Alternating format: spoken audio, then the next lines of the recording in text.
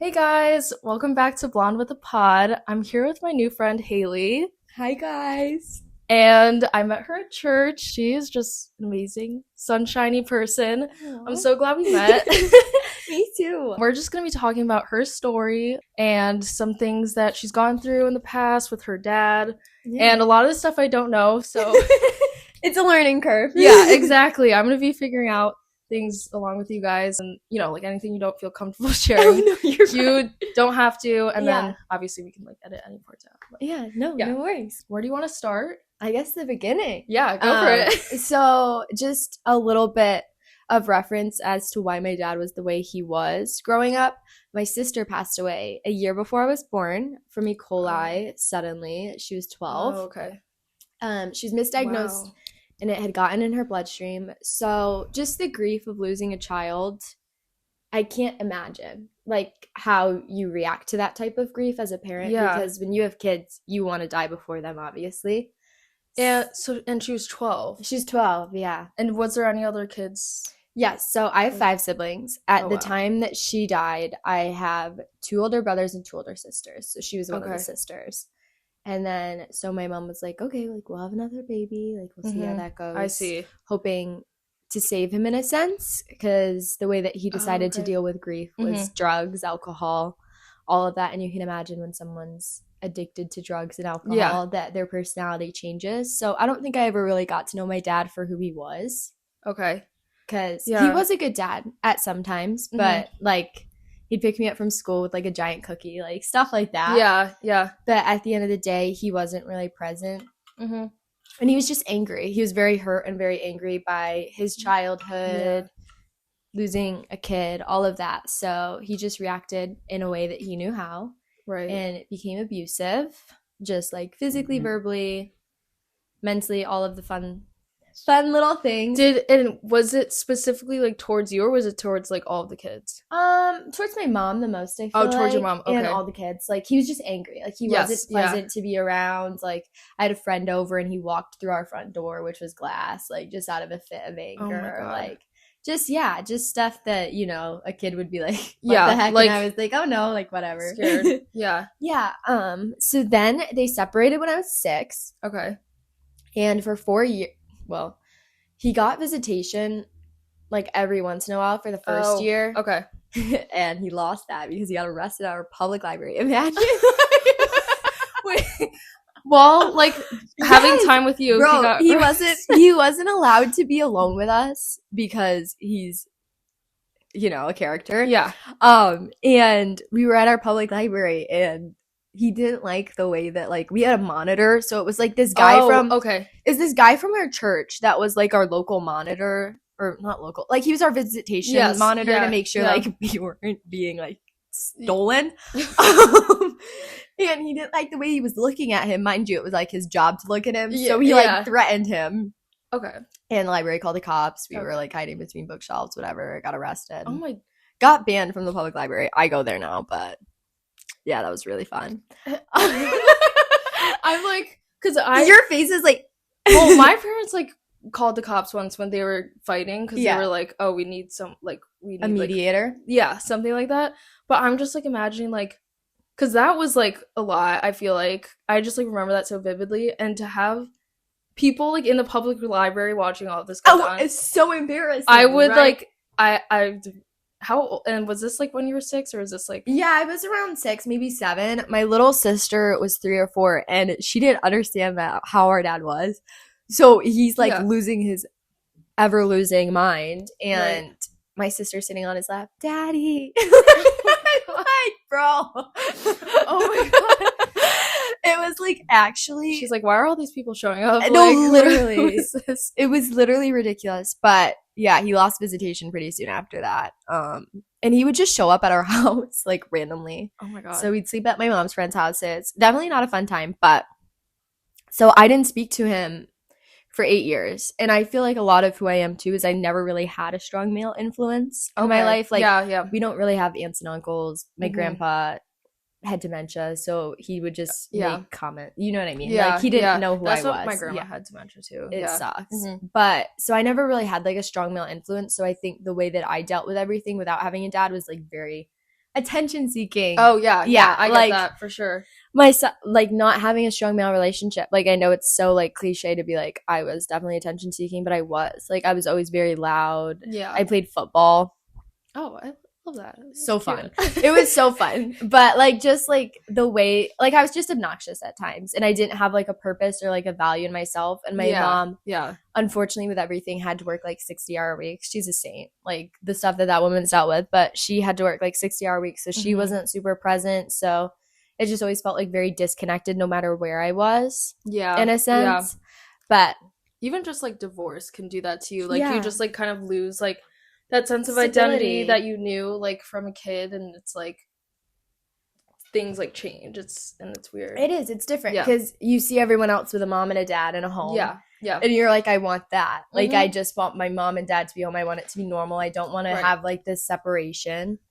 Yeah. And like your home and your family where you grow up, that's your identity. And feeling like your identity is broken or like being not stripped away. Yeah. It's just, it doesn't make sense. And even with divorce, I think when people can have two homes, that's beautiful.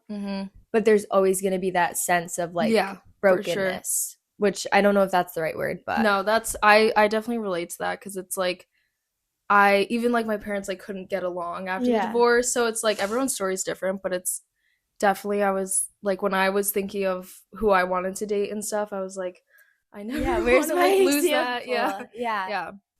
No, it's hard. But yeah, so some of my family dealt with like not having a dad, kind of just in anger, just being like, mom's not around, dad's, and where was he living? Did he have an apartment?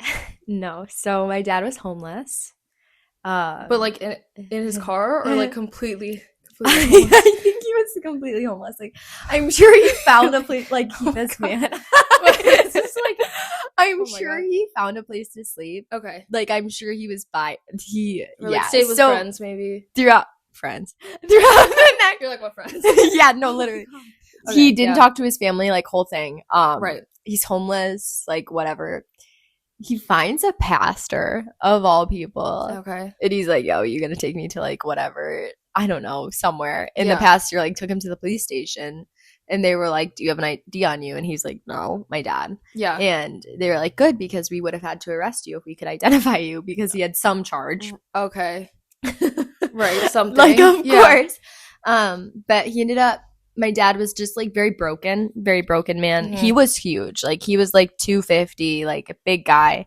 And the last time I saw he was also huge. No, but the last time I saw him, he was like 85 pounds. Like he was, God. Mind you, he had lost a leg. We'll get to that. He just like God's redemption in this story is like the most beautiful thing ever. But he finds a pastor of all people, and if you knew my dad growing up, he did not want to go to church. If he was at church, he was taking sig breaks. Like not his vibe. We were 30 minutes late. Like my dad would sit at church. Well, now he doesn't even go, but he would go like with us when my mom was taking us all the time, and he would just sit upstairs on his computer doing work at the church. Like he didn't want no part in it. He was just like on his computer. The mom being like, please come, like we need to be united as a front, and the dad being like, okay, I'll come, but I'm not gonna do exactly it. He was like, I'm not like sitting there. But so he finds a pastor of all people, and his only wish, his dying wish, is to be reconnected with his kids.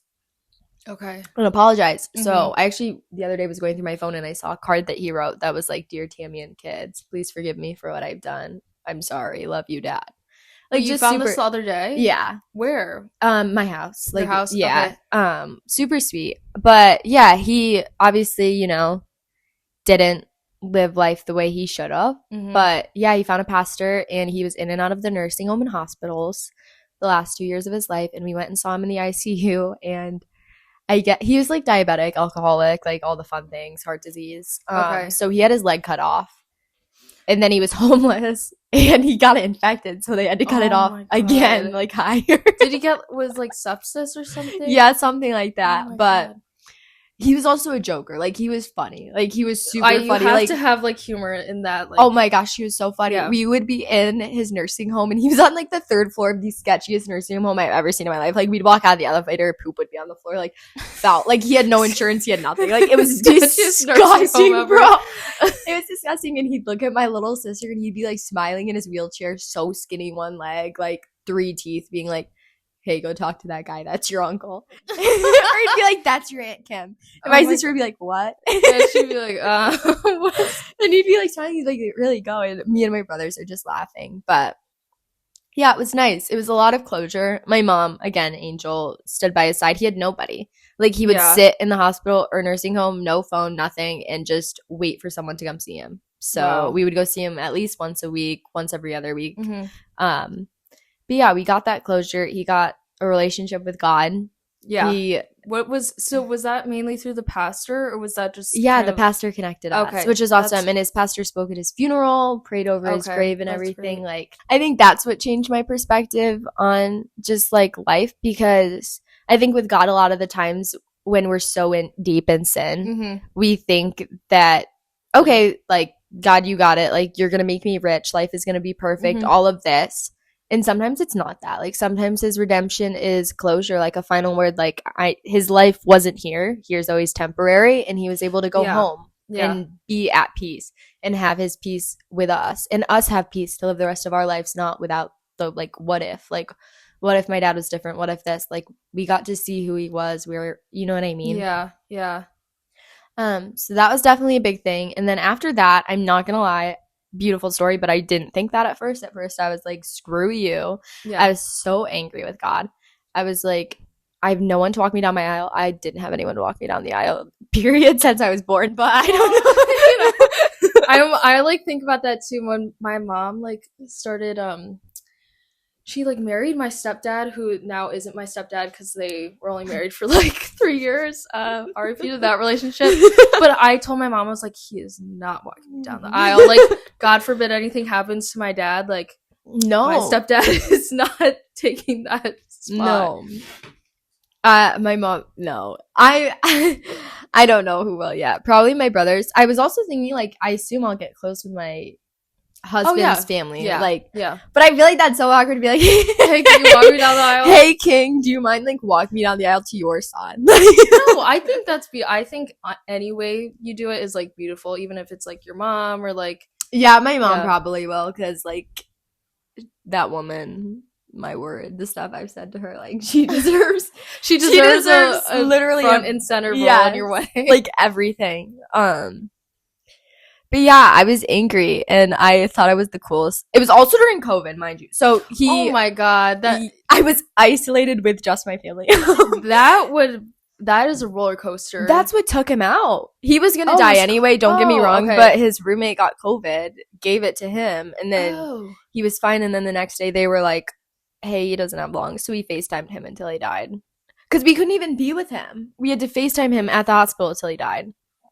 His funeral was also on Zoom, and like these random like estranged family members came and were like sharing stories about Gary. Like, that's so funny because my mom and my stepdad, when they got married, their marriage was on Zoom. That's in so our backyard. Stupid. It's like, what are we doing? Like, we couldn't have waited like a year for this in-person ceremony. It's so funny. Like, no, the things that people had to do, like. The fact that you had to FaceTime, like, you couldn't, like, be there, like, holding his hand, like, no, he had to just die alone in the cold room with an iPad next to him and his kids, like I can't imagine, like, your breath start getting slower listening to Elvis and your kids, like crying on FaceTime. Like, that's like, the iPad is, like, blurry. Yeah, no, literally, it's like blurry. Unstable connection. Wait, guys. Oh my God. Wait, what Elvis, like, what was the... He loved Elvis.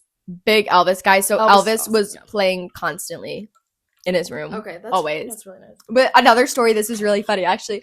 We were in the hospital and it was me and my sister going to see my dad. And my sister was like going to the nurse, whatever. And I had like the first like 6 months I didn't really speak to him. I was like, I'm not gonna just walk back into your life like you walked out of ours. Like, you couldn't get better. I was just an angry teenager. But which still, like, as a daughter I understand, because I know I don't understand what he felt and why he made the decisions he did. And I know he has a lot of hurt from his childhood and everything else. Yep.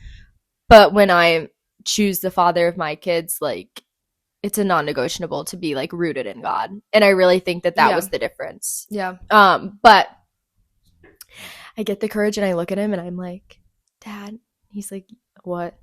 I'm like, I forgive you. Just so you know, like, I love you and I forgive you. And he looks at me and he goes, that's great, Haley. Where's Heidi? And I was like, I hate you. Wait, who was that? My sister. Oh, I was like, my God. I actually, like, he's so fun. Like, I don't know how to explain. Like, it sounds sad, but it was, like, so funny because he's just, like, smiling, like, in his hospital bed, like, no leg. Like, I'm like, you suck. Oh, my God. Yeah. Super funny guy. But, yeah, I was just a little bit angry after that. Obviously, and my family was angry. Everyone was just like hurt. And I actually, this is so terrible. What really changed my perspective is my friend Chase. Marshall. Yes. Yeah. We were pretty close. And he killed himself the year before. And that, like, because I struggled with depression and stuff, like just feeling like I want my family to be normal. Like, I feel like I don't fit in. Like, I was really struggling with, like, being in the world and being with God, too. And, like, I fit in at church, but, like, I wasn't there enough, if that made sense. Like, I was at school every day, and I didn't fit in at school, and I was at church twice a week, and I fit in there. But I just wasn't managing stuff well, and my home was just, like, angry and empty. And, Chase passed away, and Chase was, like, the greatest ray of light ever. I absolutely adore him. And his sister was my freshman year college roommate. Love her. Oh, love really? that family. Yeah, like great. Adore them. But when he killed himself, at first I was like, dude, what? Like, super upset with so him. So much anger. Like, yeah. But I just, like, I realized that it's not the way. Like, that's not, like, living in anger, living a life like that, and letting everything that's hurt you eat you like that. Like, that's not a life to live, and life is way too short. And I write. That's how I've always dealt with stuff. I like to write songs. I like to write, like, entries. I like just, like, journal. Dealing with it that way, because otherwise I'm just going to be angry, and I'd rather let go of it. And I know it's, like, harder said than done, and I still have days where, like, there's just a lot that I wish could be different. Yeah. But at the end of the day, I feel like the only way to deal with, like, all that grief, a lot of people died within, like, 3 years for me. Like, my grandpa, my uncle, my dad, Chase, my friend Hunter, like, everyone was just dying. And I was like, everywhere I step, like, everywhere I love, people die. Everyone was angry, and I decided to just live. Like, I wanted to do things I enjoy. I wanted to write songs. I didn't want to be angry. I didn't want to sit there in my anger and just, like, let it be. Like, I wanted to enjoy life. So I think my perspective changed, because it's so easy to sit in the darkness and find comfort in it, because, like, it's all you know. It's comfortable, and we don't like to get out of our comfort zone. And I think just, like, changing hobbies, doing stuff, being around people who truly loved me, like, even if I was miserable, like, getting up. That's something. And, like, grief is okay. Like, it's normal to grieve. It's not normal to just sit in it. Like, you have to come to a conclusion to grief. Unfortunately, like, they're a part of your life. You took lessons. Their life is over. Your story's not. And even grieving people alive, I think, is something that is really hard. Like, breakups, stuff like that. With grief, with how much grief that I've dealt with, I move on pretty, you know what I mean? Like, I grieve. I let myself grieve. I don't distract myself. So, like, I will be sad. I'll take it. I'll feel the emotion, and then I'll grow from it. Whereas I feel like a lot of the times with grief, we're like, okay, I'm going to distract myself. Like, I'm going to go out, or I'm going to do this, which I used to do. But now I feel like I've learned that doesn't work, and it ends up with me crying 6 months later, grieving for the first time. You're pushing all of that down. Yeah. Did you want to say the sweat bottle thing, or do you want to keep... Oh, yeah, we can. I was like, did you want to match that one? Literally maybe 10 minutes after my dad died, I, like, grabbed a bottle of Tito's, and oh, I thought it was vodka. Doesn't matter. Oh, okay, yeah. I just was chugging, like, and same with my ex. Like, I went out the night that I broke up with him, which like wasn't like me. But like, also, that's, like, I feel like all of the, like, friend groups and everything, like, girls will always be like, oh, go out, like, yeah, like, you're single now, like, we gotta celebrate, we have to, like. And I was like, was it right after the FaceTime? And then they, like, how did that work? Like, do they pronounce him dead on the FaceTime? Bro, like, you could hear him stop breathing. Like, and you could see, it was so, this is terrible. Like, you could see his chest stop. And then they came in, like, 2 minutes later, and they're like, so he's dead.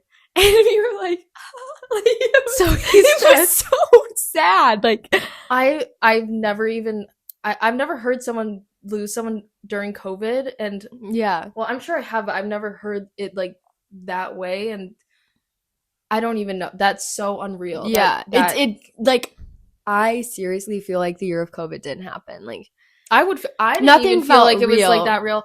And like, I know I lost my dad. Like, he had Yeah. a funeral and stuff, but like Zoom, like nothing felt real. Like, it didn't feel Yeah. like I could say goodbye. that's not even I was gonna say that's not a proper like closure. Mm-mm. You have to sort of like build the closure after that, because that's all that you were given was Yeah. that goodbye. And then you said the funeral was on Zoom. Yeah, everything was. And then was it estranged family members were like, dude, they were like, so my dad's family, I'm so sorry if none of them would be watching this. They're like crackheads. Like, they're literally crazy. Like, none of them spoke to him, and they were like, oh, we're gonna miss you so much, Gary. Like, you never spoke to him when he was alive. Like, you never spoke to him when he was struggling. Like, because you said like his childhood or something was also he was abused very bad during his childhood. Like, his dad died, his mom, like, just bad guys. Like, they were sexually abusing his sisters. Like, bad. And like, I am someone, I feel like I'm very, very, very empathetic. Mhm. And like, my mom had a hard childhood too. Like, her mom died. Like, it's just sadness. Wow. Like, it's a lot of like grief. And they both weren't, like, my mom's mom was Christian, but like, they weren't like raised in a Christian home, if that makes sense. My dad definitely wasn't. So like, luckily for us, or like me especially, like being raised with a woman who loves God and shows us to always go to God, I have different habits of like where to go when I'm feeling so hurt and so angry and like such grief, and like people are doing me wrong. So I think that has really shaped like the empathy that I have. Like, I understand why he did the things he did.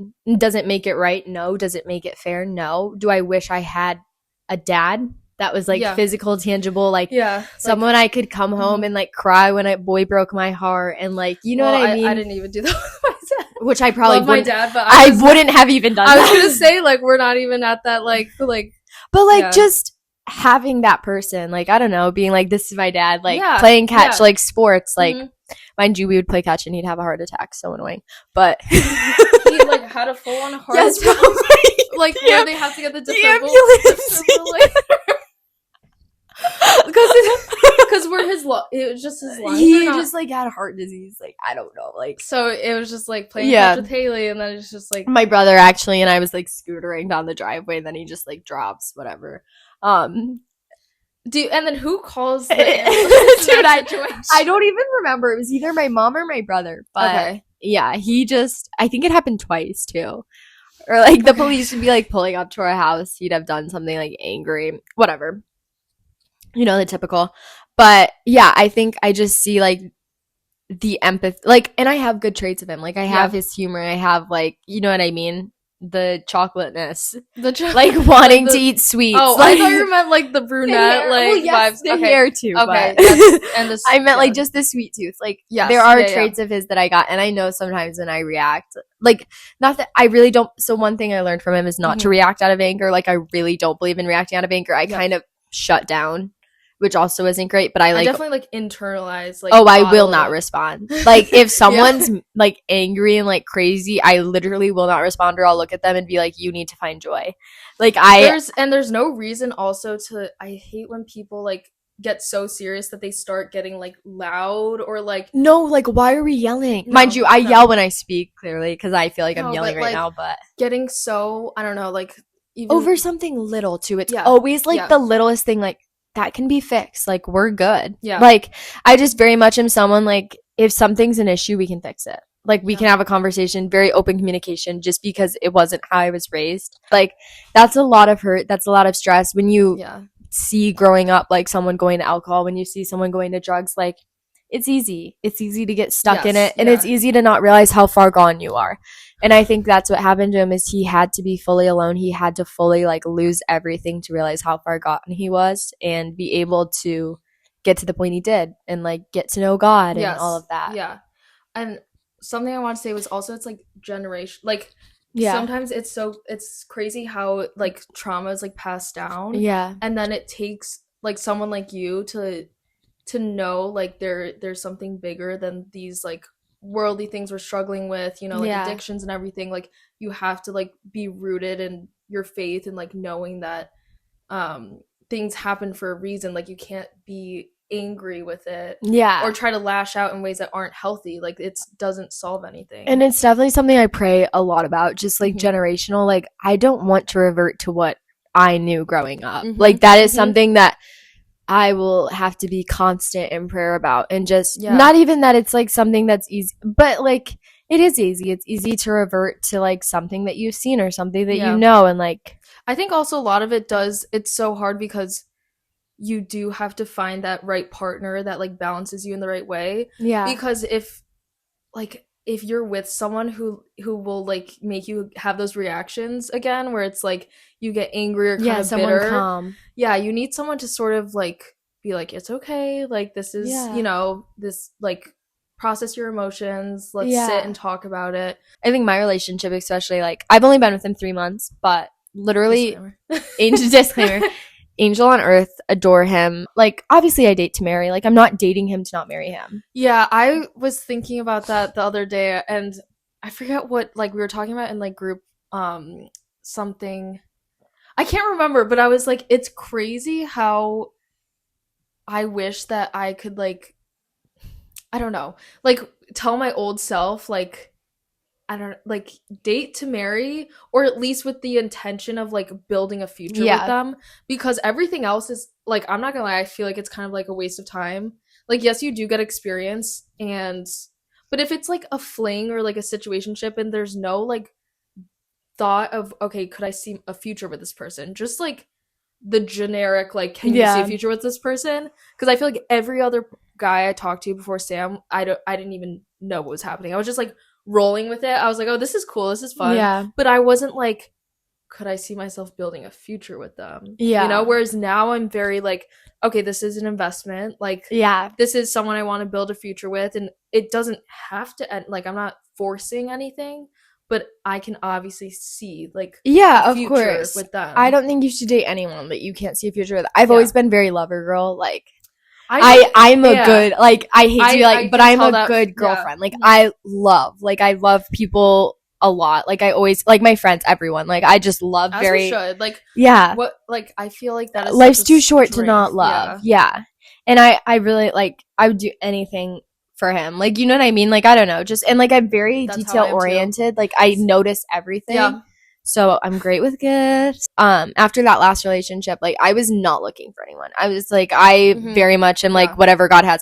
And Reagan was so like God picked. Like it's not even funny. Like I never wanted to move home, like anything. Met him within like 3 weeks of moving home. Like he's going on a missions trip with my long-term church friends. Like we are so connected in so many aspects. Like we think the same. Like we just, it's great. Like I can't imagine myself with anyone else. And it's nice because he's a great Christian man, but at the same time I can be myself. Like I can be loud and annoying and like think I'm the funniest thing in the entire world, and he's like whatever, like, you know what I mean? Like it's fun. When you meet guys, like when you met Reagan and stuff, do you like, when do you explain kind of like what happened in your past, or does it come up kind of like naturally? So actually that's really funny. So in the past I kind of talked about it right away, and then I don't know, I think when like just being on my own and like not looking for anyone and stuff like that, I don't know, when I started with Reagan, I was like, I don't want to bring past trauma into this. Like I want him to know my past, but I don't want it to be like an identifier for me, because that's not me. And I don't want to be identified by my past, and I don't want him to be like getting to know me like in the beginning and me just bringing up all this trauma and like seeming like that's a part of my identity, because yes, it has its effect on me, but that's not how I live my life. If that makes sense. Like, yes, I will always like have grown up in a broken home. I'll always have that stuff had happened to me, but like, I really do think I'm a new creation in Christ. I have God, and he has been a great father, and everything can be used for his ministry and my mess. And I've made my own mistakes countless times that I'm not proud of. And there's been a lot of just like hurt and anger and all of that, and I don't want that to be who I am as a person. And like I want to be happy, I want to be outgoing, I don't know, I don't want him to be focused on that aspect of me right away. He knows, like, obviously, I have it posted on my Instagram. Like, it's a pinned post, Right. like, Yes. because Yeah. I think that the testimony is so powerful. Like, I don't shy away from it. It is. Like, when I read that for the first time, I was like, wow, this is just the timing of it all. Everything. Yeah. Yeah. I think I deleted that post too. Like, I deleted it after posting it within like 10 minutes because I was so embarrassed. And then I was like, whatever. Like, I'm going to keep it up. It's also so important. Like, you don't know how many people who've read that's like touched them. And that's what changed me is people were DMing me about it. And I was like, that's amazing. if it's working, it's working. But yeah, so I don't go too much into detail. Mhm. I also haven't had a moment where I was like super sad about it. And I feel like it more comes up if I'm like bawling my eyes out, like just kind of sad about life. You know, there's moments where like stuff affects you, like your past affects you. And there's moments where you can have like a mental breakdown and that's fine. And I do it every once in a while, maybe every 6 months. It's like, so I feel like when you're in bed late at night and you're like, wait, that actually hurt me. Yeah. Like, so I feel like some point during that, when that happens, I'll go more into detail with stuff. Yeah. But if he asked a question, I'd always answer it.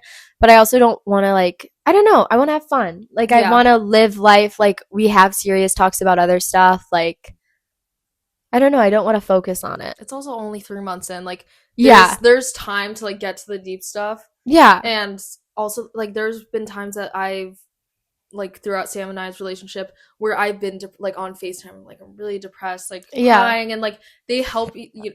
A good man is like supposed to help you through that, and they'll listen to like things that have either like triggered you in the past, and like he tries to always be like, you know, what do you think upset you? Was it this, or was it something that happened in your past? And like the more that they like you grow throughout the relationship, they'll kind of, like, figure that out, and then you'll also like be able to help them too. I think might be my last question is, did you go to therapy at all to like unpack? Okay, I have a really hot take on therapy. I hate therapy. But, and then were you forced, like, did you have to go to I'll explain. Yeah, because I was very resistant to therapy after the divorce. Yeah, after my parents separated, we did family therapy every week. Yeah. I hate therapy. I hate family therapy.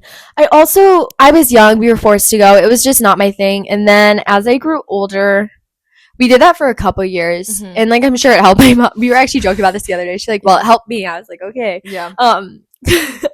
But yeah, when I was older, before Chase had passed away, I just struggled really bad with depression. So then I like was supposed to sign up for therapy and I went to like one session. And I hated this lady.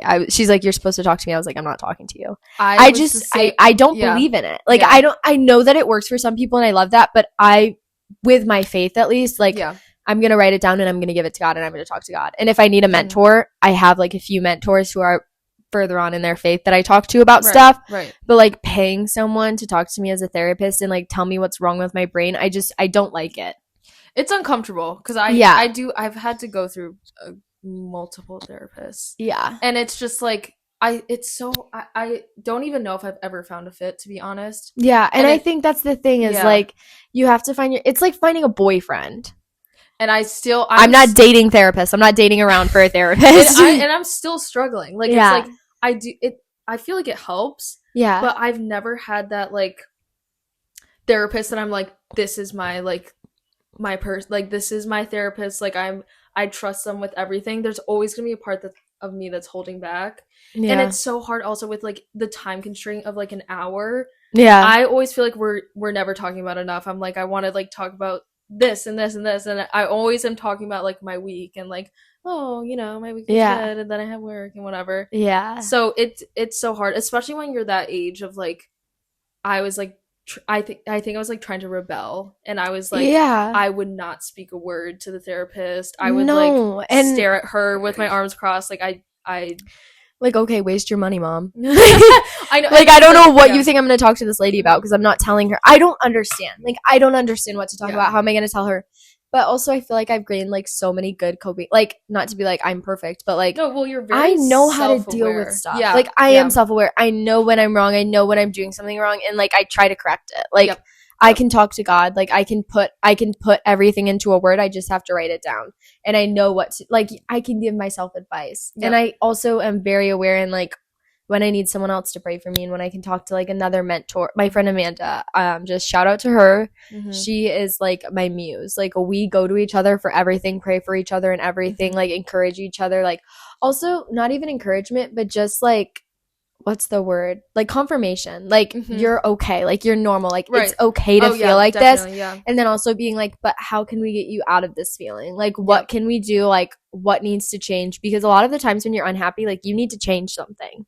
Like that sounds dumb, but like no, but it's something is like I was like gonna talk about this also in like a maybe another episode of like feeling like you want something but then actually taking the steps to like get towards it. Like if you need new friends, like you have to like they're not gonna appear on your doorstep. Like you you have to like, go and put yourself out there. And the thing is, people are lazy. Like I hate to be like that. That's such a subtle like sin in society, and it's something that society's like, okay, like yes, bed rot every day, like do this, like no, you're going nowhere. I hate, but like I hate to sound like a brat, but like genuinely, like when you eat better food, you're gonna feel better. You're gonna have more energy. When you get to the gym, you're gonna feel better. You're gonna like your body more. I understand that there's like some autoimmune disorder stuff and like there's stuff that you can't help with life, but the things that you can do and that you choose not to do are what's affecting like the way that you feel, especially like your surroundings, like the people you surround yourself with, like the environment that you're in, like things that genuinely if they're in your control, like try your best to change it or like make it the way that you want it to be. Like if you want more godly friendships, like go to Bible study. People are so nice. Like people are so nice. I know it myself. Like even like we met for 10 minutes and we were like, okay, like let's do something. Literally like like DMs, like people are such nice people. Like reach out to people. And like sometimes people aren't going to be nice and like, okay, you saved yourself. That's not a friend. That's not someone that should be in your life, but don't be around what drains you. When you have a good friend, it's nice to feel encouraged after leaving and like having someone that you can be genuine and honest with. Like you don't need a ton of friends and don't stay where you're at just for fear of being lonely, because I know loneliness is like such a big fear. It's something that like is so hard for a lot of people. But I promise you, once you step out of your comfort zone, the middle can be a little bit weird. It's like I feel like I belong back in my comfort zone and I'm trying to get somewhere else. But there's other people that are in the middle. There's other people that are figuring themselves out. There's people who will encourage you on the other side of it. There's people who will show you who you don't want to be on the opposite side of it. Like it really is discipline and just having that type of discipline in your life. And also once you add more things to your life that you enjoy, like you're just going to be happier. You're going to be happier when you're around friends who are uplifting and encouraging and doing like silly, fun stuff with you. Hey guys, so the memory card ran out of storage. We talked too much. Yeah, so we're gonna have to say goodbye. Thank you so much, Haley, for sharing your story. Always. So much stuff that I like, such a good conversation, and also like unpack. I feel like it's so good to unpack. It was nice for me too. Okay, like, good. I'm glad. I'm a little like and anti-therapy, but I was like, okay, like there was a lot I got to like actually talk, because I don't really talk. I write. Yeah. So it was nice to be able to like just talk to someone and be like, here's everything. Yeah, and also like I get so much inspiration from podcasts that where they have someone on and like they kind of just like delve into like their story and everything. So it was nice to actually be able to do that on this podcast. So thank you for watching, and we'll definitely do something on Haley's channel, and definitely in the future we'll do something again soon. But her podcast is called Dear God, right? The Dear God Pod. Yeah, Dear God Pod. So I will link the information below, and I'm sure we'll have something. Yes, next week hopefully we'll record. Okay. Bye guys.